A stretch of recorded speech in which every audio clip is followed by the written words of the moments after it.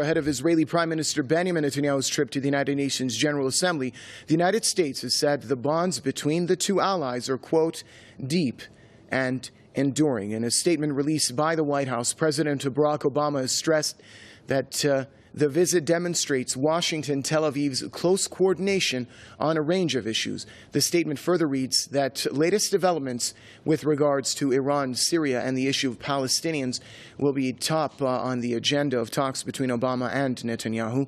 The Israeli premier will be the final speaker at the UN General Assembly on Tuesday. He's expected to speak about Iran's nuclear energy program as well as current talks with Palestinians. We're now joined by author of Hidden History of Zionism, Mr. Ralph Schoenman, who's joining us from Berkeley. Mr. Schoenman, the recent developments regarding the U.S.-Iran ties, many believe that President Barack Obama is swimming against the tide of the very powerful Israeli and Zionist lobbies in the United States. Do you see it in that light as well? And if so, how far can he swim?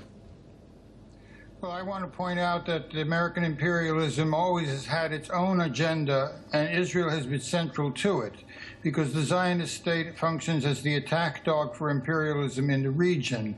In the report today in Associated Press, for example, which discusses the meeting that is projected between Netanyahu and Obama, it's indicated that Netanyahu intends to speak at the United Nations about the fact that, as he calls it, that Iran has called for wiping Israel off the map.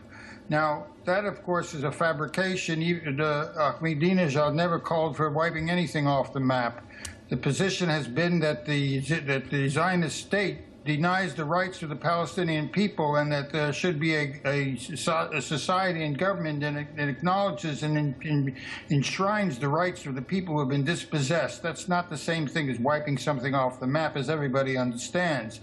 But I mention that because it's indicative of the type of propaganda one can anticipate, not merely from Netanyahu, but Netanyahu serving as a cat's paw for demands of U.S. imperialism itself. For example, with respect to the nuclear capacity of Iran for nuclear energy, they will demand inspections and they will demand a continued monitoring of Iran's activity subject to their interpretation and to their fabrication. That has to be kept in mind.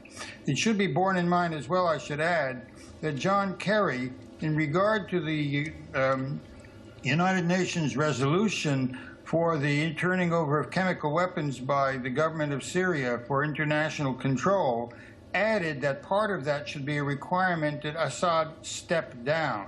One sees very quickly what the agenda is. First, they advance an arrangement for internationalization of chemical capacity only for Syria, not for Israel, not for the United States. And then they quickly add that part of that will have to include the removal of the regime. I think we should bear in mind that when Netanyahu comes, he will represent a voice of imperialism, not just a voice of the Israeli state. And indeed, with respect to the demands that will be made upon Iran, they will also require, you can be sure, that the acceptance and the recognition of Israel is part of any such understanding. So we have to be clear that to really obtain a peace in the region, one will have to challenge and abandon imperial policies, of which the Israeli demands are but an integral component. That is part of the furniture of what is taking place.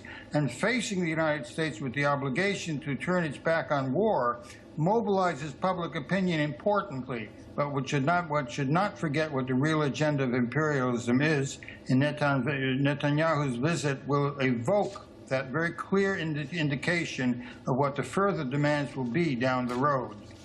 All right, thank you very much. Author of Hidden History of Zionism, Mr. Ralph Schoenman, joining us from Berkeley.